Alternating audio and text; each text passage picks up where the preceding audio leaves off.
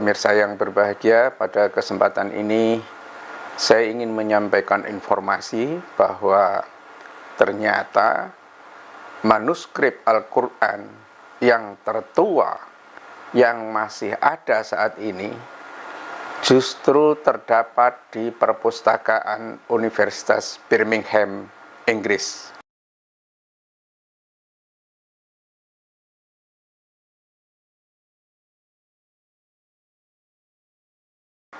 Ya, bukti dalam temuan ini ditunjukkan dalam sebuah analisis radiokarbon, ya, yang menunjukkan bahwa perkamen yang dipakai dasar sebagai penulisan teks ayat-ayat Al-Quran ini menunjukkan tahun sekitar 640-an.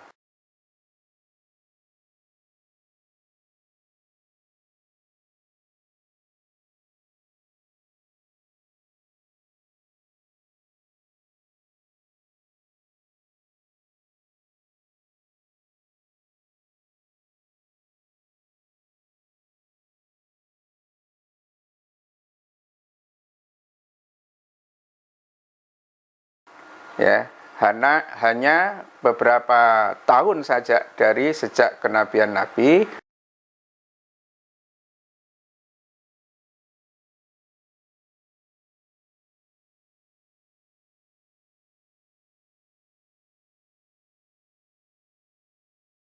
atau persisnya itu adalah era di mana Utsman bin Affan menjadi khalifah.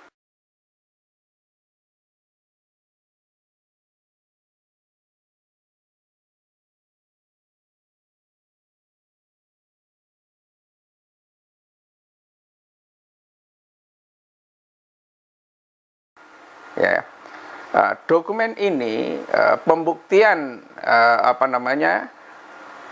pembuktian bahwa perkamen melalui analisis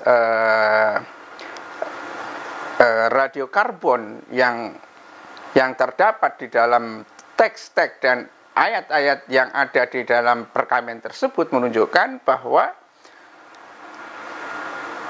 Al-Quran benar-benar sudah disalin pada masa itu.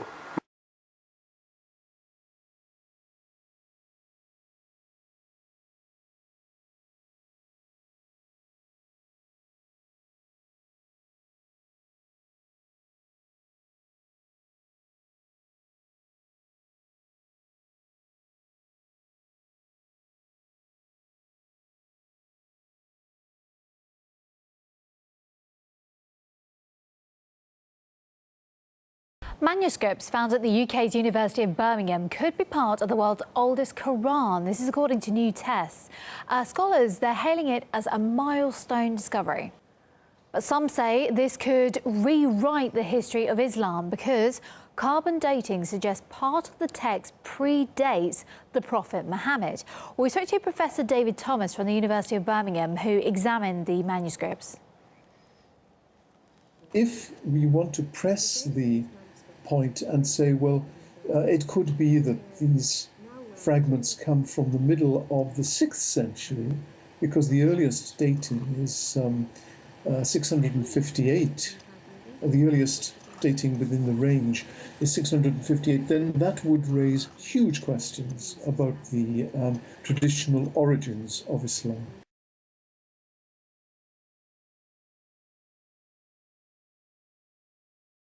They found two fragments, 2 pages of a Quran that were found in the Birmingham Library in a folio, a manuscript there that didn't belong. Dr. Abdel Fadeli noticed it, and so she took it down to Oxford University labs to be tested with using carbon dating 14. And they looked at the dates, and they found that the dates were 568 to 645. And Dr. David Thomas was brought out. He's from Birmingham, and he said the writer of this manuscript could well have known the Prophet Muhammad. He would have seen him probably. He would maybe have heard him preach. He may have known him personally, and that really is quite a thought to conjure up. Any problem with this? 568, Muhammad was born in 570, to 645, Muhammad died in 632. Any of you see a problem with those dates? That's because carbon dating is very inexact. So it's a 77-year stretch of probability of 95% probability. It could be 568, it could be 645. But from what I've said tonight, or this afternoon, can you see a problem with that latest date? When was the Quran written down? 652, right? Under Uthman. So how can you have a Quran that predates Uthman? To say nothing of the fact that if it's 568, it predates Muhammad as well. They hadn't bothered to look at the dates carefully enough.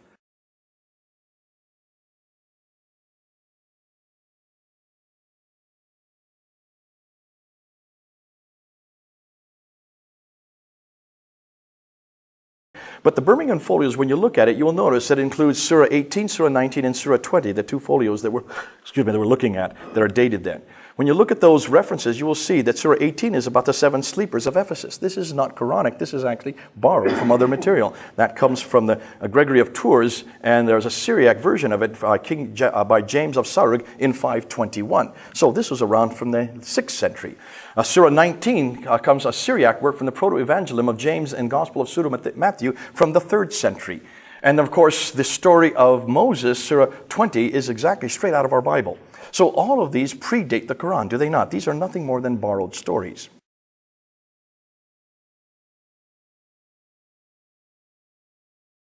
What was interesting is they then started looking at manuscripts from Sana. They wanted to look at some of the dates on them. Take a look at all the multiplicity of dates. But what was most damaging is when they started using it in other labs. They went to Lyon lab, they went to Kiel lab, they went to the Arizona lab. The Arizona lab and the Oxford lab are considered to be the best in the world. And look at the dates they found on those manuscripts. 388 to 535, that's even before Muhammad was born. 443 to 599, Muhammad was less than 20 years old. 430 to 611, 443 to 599. These are way before Muhammad. These are way before the Quran, because the Quran was only introduced in 610, according to the Islamic traditions. Finalized in 652, or 632, excuse me. See, these go back to the 5th century. What does that suggest, and what are these documents? I would suggest that these are the very documents the Quran borrowed from. When you look at the Quran, a good 70% of the Quran is borrowed from other sources, mainly Jewish apocryphal writings and Christian Syriac sectarian writings. Dr.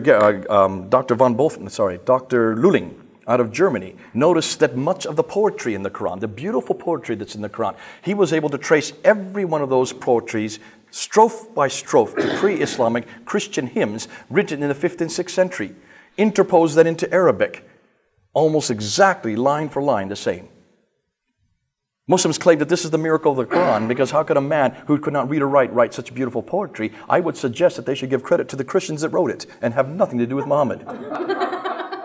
Masa khalifah, di mana memang pada masa itu metode yang digunakan oleh dari sejak Abu Bakar, kemudian Umar, sampai dengan Utsman adalah melakukan kodifikasi penulisan dari semua sahabat-sahabat yang hafal Al-Quran